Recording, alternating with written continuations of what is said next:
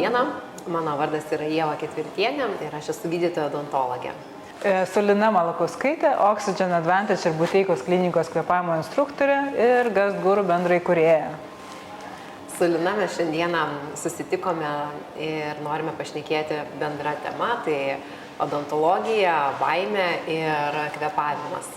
Taip, kaip taisyklingi kvėpavimo įpročiai ar netaisyklingi kvėpavimo įpročiai įtakoja burnos sveikatą. Žmonės, kurie kreipiasi į odontologą, jie dažnai patiria tokį baimę, stresą, dažnai jie netgi pamini, kad jie nesikreipia į odontologą dėl to, kad jie bijo. Tai norėčiau paklausti, Lina, kaip tai yra susijęs baimė ir kvėpavimas? Ar tai galime mes kažkaip kvėpavimu padėti savo, tą baimę nugalėti ir kad mažiau bijoti odontologų ir kad mes galėtume drąsiau eiti pas juos?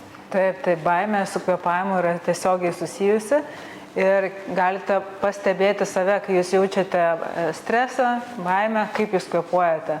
Dažniausiai kvėpavimas yra užlaikomas arba tampa labai aktyvus ir greitas, o tai dar įveda mus į simpatinę nervų sistemą ir dar pablogina mūsų situaciją. Tai žinodami tai mes galim su kvėpavimu suvaldyti stresą ir pasijusti ramesni. Norėsime pratęsti šitą temą ir pasidalinti su jumis naudingomis įžvalgomis ir rekomendacijomis.